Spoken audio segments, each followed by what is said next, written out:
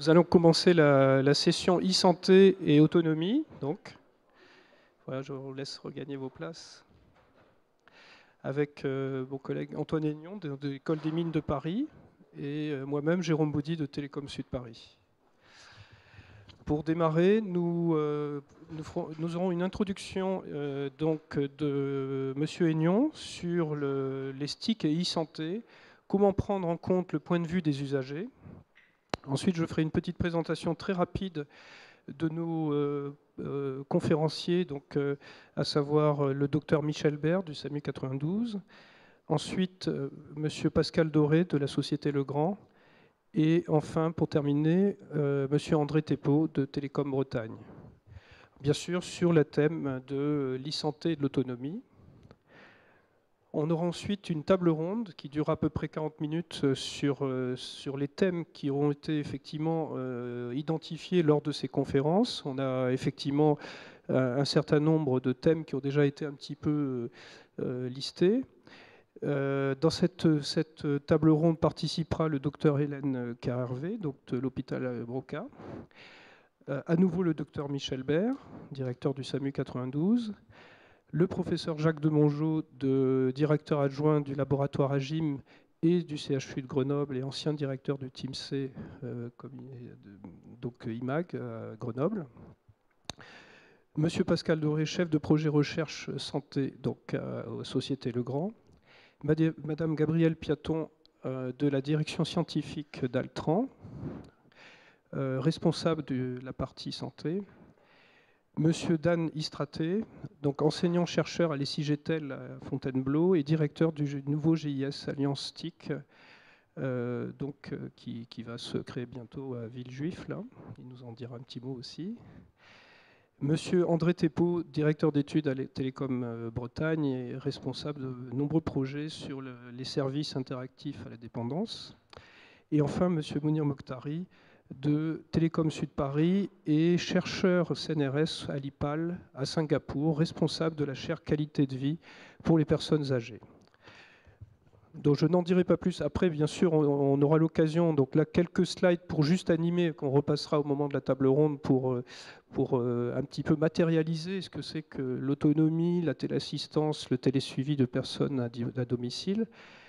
Et aussi les aspects qui commencent à naître, aussi des aspects de robots compagnons, hein, qu'on voit commencer à apparaître dans certains projets européens ou nationaux, que nos conférenciers d'ailleurs aborderont, on va dire plutôt en fin de conférence.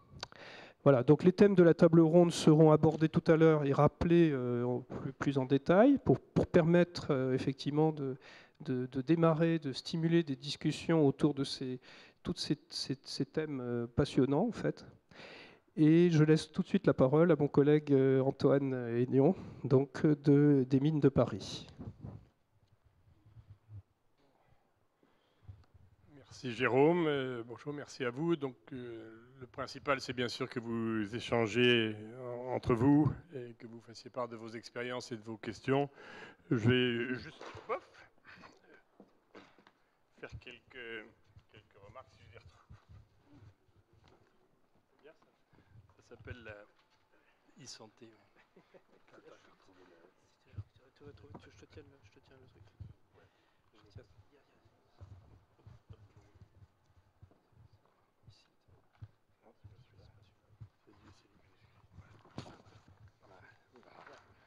Voilà, haute technologie, de l'autonomie.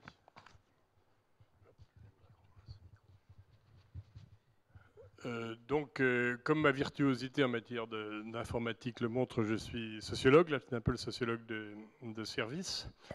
Et je travaille à l'école des mines où notamment sur ce domaine-là, on a fait une étude sur l'aide à domicile autour du suivi pendant plusieurs journées dans un cas et sur une longue période à travers une série d'épreuves analysées de personnes handicapées, âgées ou atteintes d'Alzheimer ou de problèmes psychiques. Et on essaie de faire la liste des problèmes pour recueillir ce qu'on a appelé l'expérience du handicap. Et donc, j'introduisais ça pour donner un peu de poids peut-être à cette idée de prendre en compte la demande de l'usager, qui est évidemment le point de départ de la plupart de nos recherches, et je dirais donner un peu une résonance à cette question qui est évidemment pas seulement une question marketing comme d'habitude, c'est un peu plus humainement et socialement complexe que d'essayer de viser que tout le monde soit équipé en iPhone d'ici 5 ans. Donc cette idée d'une mesure de la qualité qu'une société arrive à donner à l'accompagnement de ces personnes vulnérables me paraît un enjeu complètement crucial.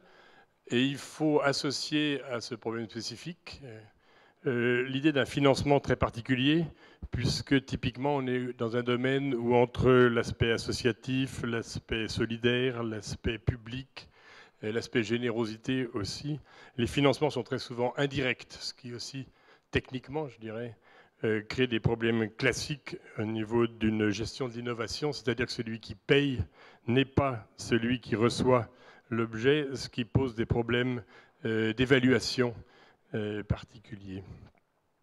Alors je dirais que une bonne appréhension de l'expérience des handicapés, ça passe, je pense, par une conception intégrée. Et c'est celle-là qui est la plus difficile à trouver, c'est-à-dire que le danger, un danger qui me paraît très présent, même s'il peut être surmonté de façon intelligente, justement par la pluridisciplinarité qui est omniprésente dans ces sujets-là, c'est de découper les besoins en tranches et qu'une fois qu'on a repéré chacun des besoins, d'y répondre par une technologie appropriée.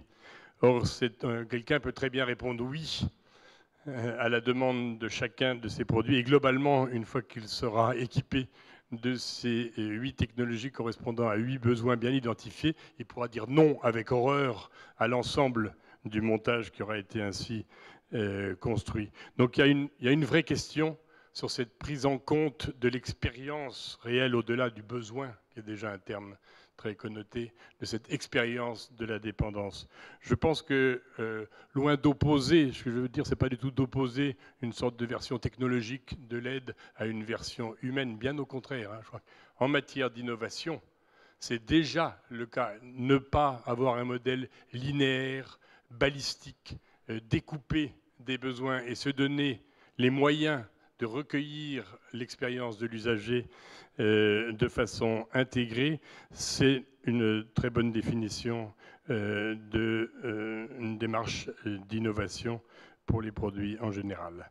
Alors ça débouche, je vais m'arrêter là-dessus, ça débouche sur des questions qui sont quasi expérimentales, c'est-à-dire comment recueillir l'expérience de l'usager dans les cas qui nous préoccupent, au-delà des quelques premières intuitions qu'on a, c'est-à-dire des mesures sur l'habitat, sur les besoins immédiats.